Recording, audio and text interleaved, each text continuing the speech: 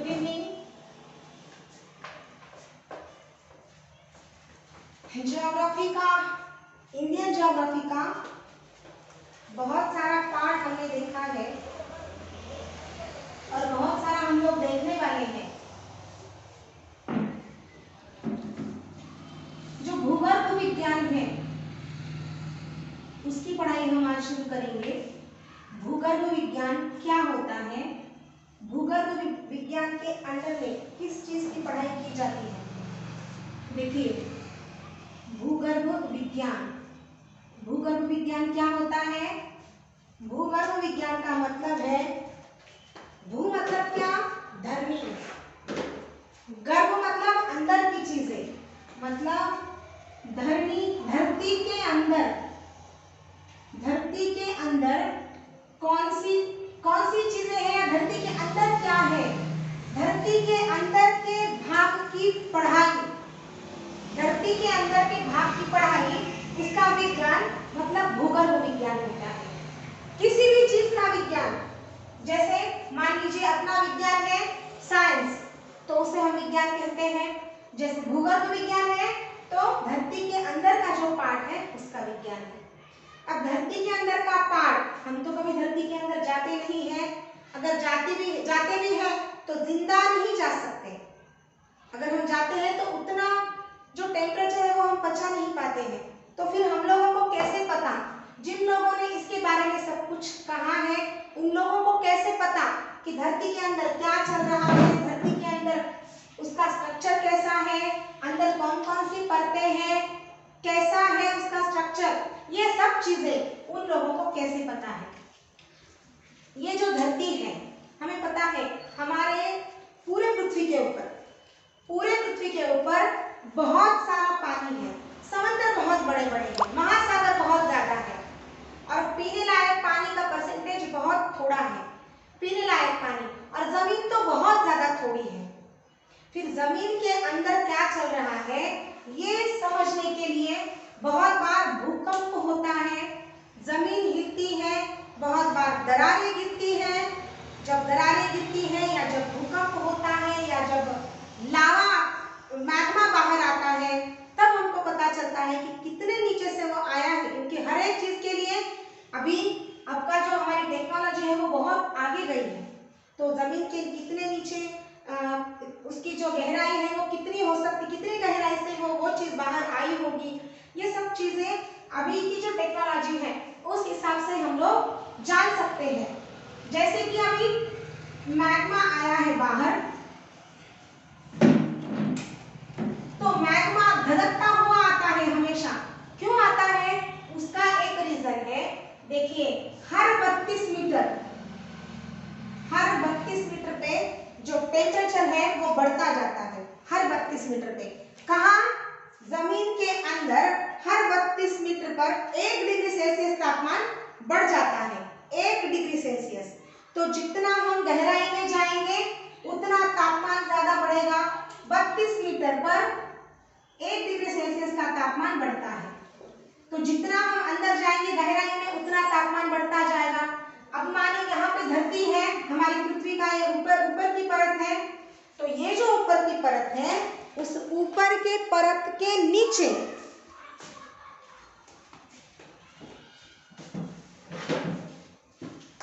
मान लीजिए ये धरती है, ये धरती के ऊपर की परत है, तो इस परत के तुरंत नीचे तो मैग्मा नहीं रहेगा, क्योंकि अगर हम यहाँ सर्वाइव कर सकते हैं तो थोड़ा बहुत हम उसकी खुदाई करेंगे तो हम वहां भी सर्वाइव कर सकेंगे।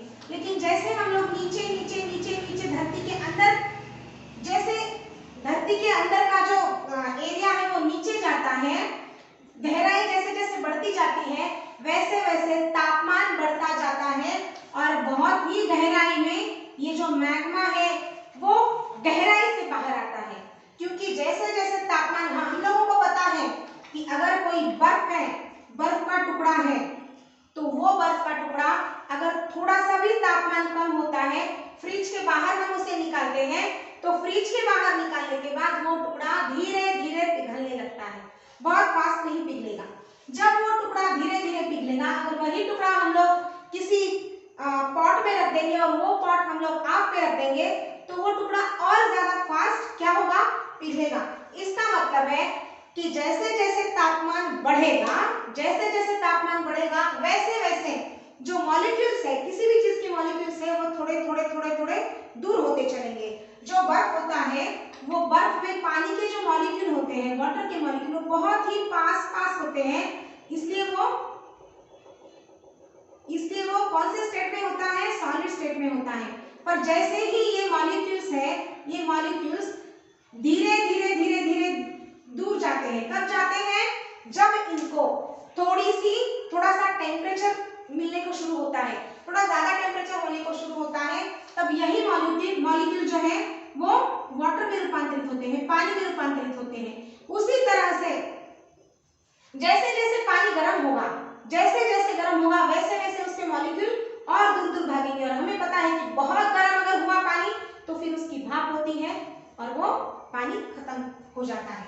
इसी तरह से जो जमीन है, जमीन के अंदर, हमारे भूगर्भ के अंदर नीचे बहुत तापमान बढ़ता है और तापमान बढ़ते बढ़ते बढ़ते बढ़ते जाता है, इसलिए उसके अंदर जो लावा होता है, जो मैग्मा होता है, लावा हम कब बोलते हैं, जब वो मैग्मा जमीन के बाहर आकर ठंडा होता है तो उसे लावा बोलते हैं।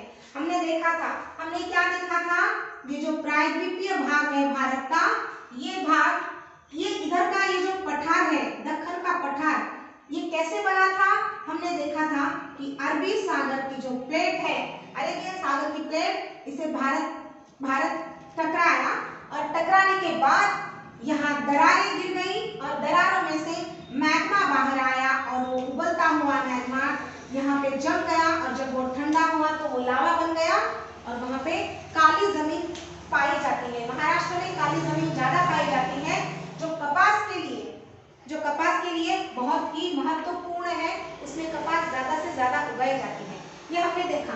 तो बोलने का मेरा मतलब ये है कि लावा हम किसे कहते हैं, जब मैग्मा ठंडा होता है तो हम उसे लावा कहते हैं। तो जमीन के अंदर मैग्मा प्रेजेंट होता है, जमीन के अंदर मैग्मा प्रेजेंट होता है। अब देखिए, कोई भी फ्रूट अगर हम सपोज ऐसे मानिए कि ये कोई फ्रूट है, विजुअलाइज हो रहा है सबको,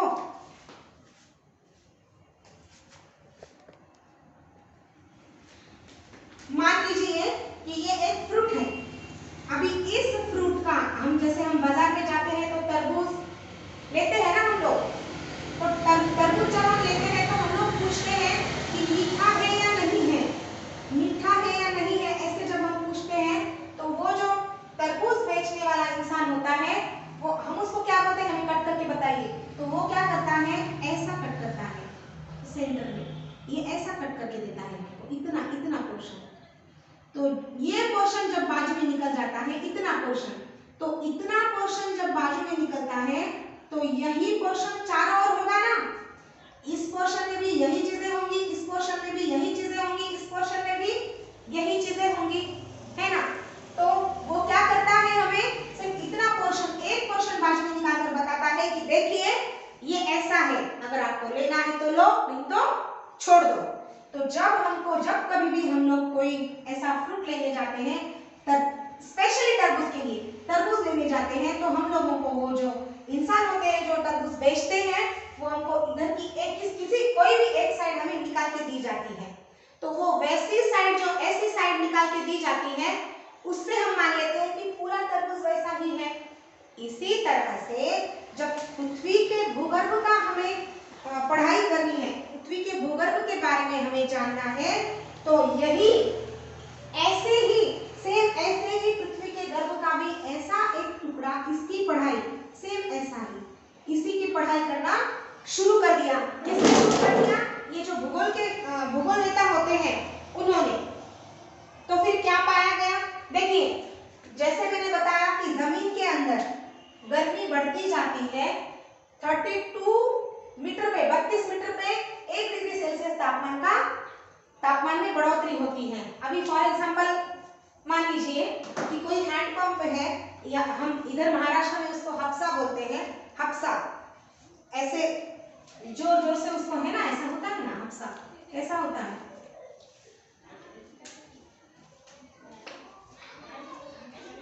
ऐसा होता है, से पानी निकलता है, लेकिन कब निकलेगा? और इधर ऐसी डंडी होती है, इधर ऐसी डंडी होती है। वो डंडी को हम जब हिलाएंगे, उस डंडी को जब हम ऐसा प्रेशर देंगे तो प्रेशर से जमीन के अंदर का जो पानी है वो अंदर का पानी यहाँ आकर यहाँ से बाहर आ जाता है। तो कितनी भी ठंडी क्यों ना हो, कितनी भी ठंडी अगर रहे, बाहर का पानी बहुत ठंडा है, हमारे घर के अंदर ढककर रखा हुआ पानी भी ठंडा है क्योंकि ठंडी है, लेकिन उतने ठंडी में अगर हम हैंडपंप से पानी निकालेंगे तो वो पानी इतना ठंडा नहीं होता है कंपैरेटिवली हमारे पास जो पानी है उसके साथ में। क्यों? क्योंकि भूगर्भ के अंदर गर्मी है।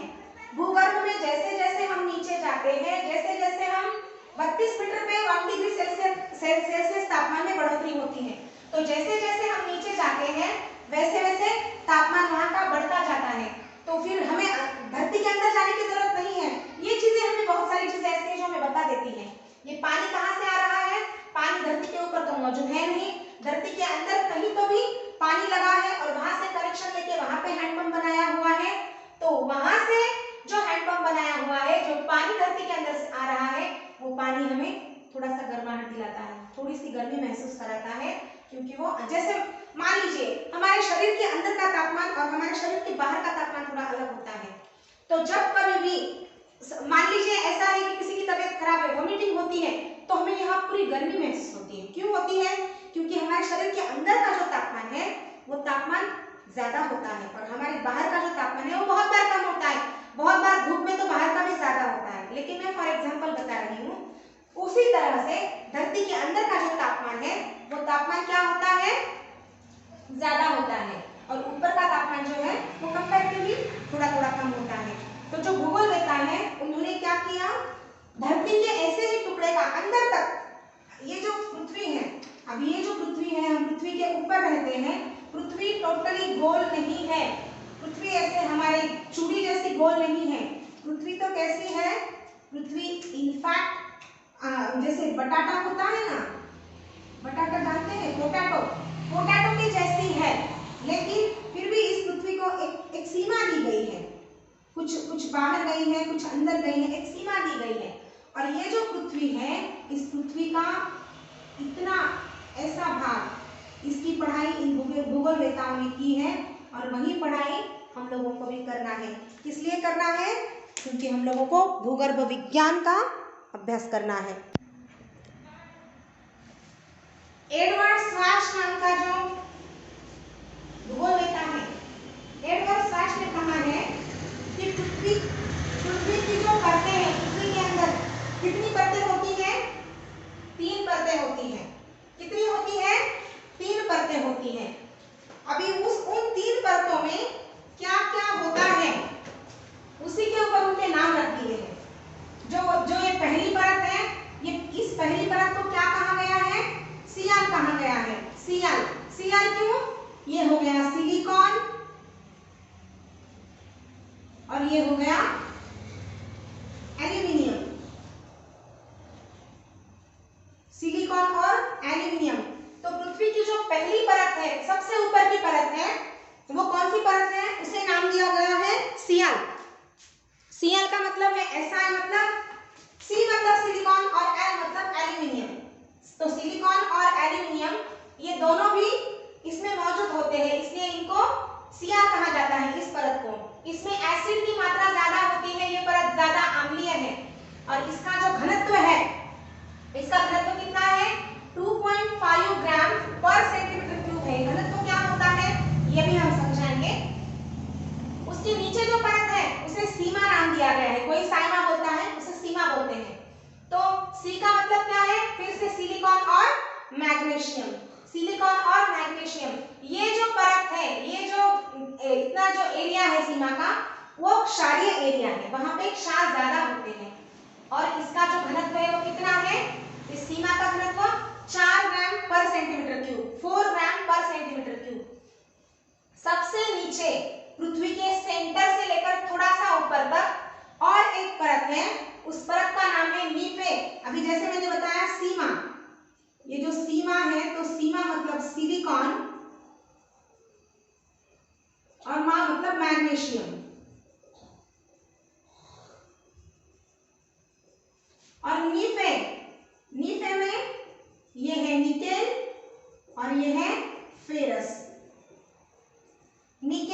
फेरस, इस सबसे नीचे की परत जो है नीफे, इसे नीफे कहा जाता है, वो द्रव रूप में होता है, लिक्विड फॉर्म में। क्यों होता है लिक्विड फॉर्म में? क्योंकि सबसे ज्यादा गर्मी यहीं पे होती है, सेंटर पार्ट है ये जो है ये हमारे पृथ्वी का, हमारे अर्थ का ये सेंटर पार्ट है। सेंटर पार्ट होने की वजह से यहाँ पे गर्मी बहुत ज्यादा होती है, यहाँ पे जो मैग्मा है वो हमेशा धधकता रहता है, इसलिए ये पार्ट जो है ये हमेशा लिक्विड फॉर्म में होता है, नीफे। और यहाँ निकेल और फेरस दोनों मौजूद होने के कारण जो चुंबकीय क्षेत्र है वो इसी नीफे की परत में पृथ्वी का चुंबकीय क्षेत्र होता है। पृथ्वी का चुंबकीय क्षेत्र यहीं पे होता है और इसका जो घनत्व है वो है 11 ग्राम पर सेंटीमीटर क्यूब, सबसे ज्यादा इसी का घनत्व है। तो इन तीनों का अलग अलग घनत्व है, कितना है 2.5, 4.0 करेंगे हम लोग और 11.0, तो ये कितना हो गया 17.5। अभी 17.5 को हम 3 से डिवाइड करेंगे, क्यों? क्योंकि ये 3 परतें हैं इसलिए। अगर 17.5 को हम लोग 3 से डिवाइड करेंगे तो उसका आंसर कितना आएगा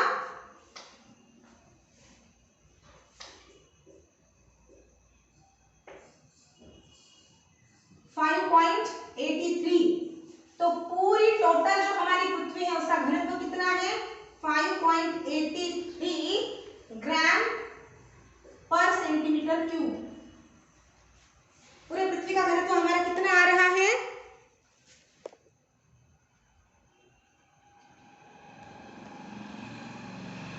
5.83 ग्राम पर सेंटीमीटर क्यूब। हमने कैसा निकाला, जो पहली परत है वो एसिडिक है, उसका घनत्व है 2.5 ग्राम पर सेंटीमीटर क्यूब। जो सेकंड परत है सीमा वो क्षारीय है, उसका घनत्व है 4 ग्राम पर सेंटीमीटर क्यूब। जो तीसरी परत है नीफे जो लिक्विड फॉर्म में है, जहाँ पे चुंबकीय क्षेत्र होता है, इसका जो घनत्व है वो है 11 ग्राम पर सेंटीमीटर क्यूब, सबसे ज्यादा इसी का घनत्व है। देखिए जैसे जैसे हम नीचे जाते हैं घनत्व बढ़ता बढ़ता जाता है, क्योंकि यहाँ पे दबाव बढ़ता जाता है ना, इसलिए। तो जब कभी भी हमें पूरे इसका घनत्व अगर हमें निकालना है तो हमें तीनों का प्लस करके उसे डिवाइड करना पड़ेगा। तो वैसे ही हमने तीनों का प्लस किया 17.5 आया और उसको 3 से हमने डिवाइड किया 5.83 ग्राम पर सेंटीमीटर क्यूब। इतना पृथ्वी का घनत्व हमें देखने मिलता है। तो पृथ्वी के अंदर क्या है, क्या ये तरीका है पृथ्वी की पढ़ाई करने का, क्या ये सही तरीका है, क्या इसे आगे सबने सही माना है, या फिर किसी ने और भी कोई चीज ऐसी निकाली है कि इस तरह से हमें पृथ्वी के अंदर का भूगर्भ विज्ञान की पढ़ाई हमें ऐसे करनी चाहिए। ये सब चीजें हम लोग डिटेल में देखेंगे। आज हमारी शुरुआत है इस सब्जेक्ट के लिए, तो आज के लिए हम सिर्फ बस इतना ही देखेंगे, इतना ही याद रखिए। इसके आगे आगे आगे हम और नेक्स्ट सेशन में बताएंगे। आज के लिए बस इतना ही। जय हिंद।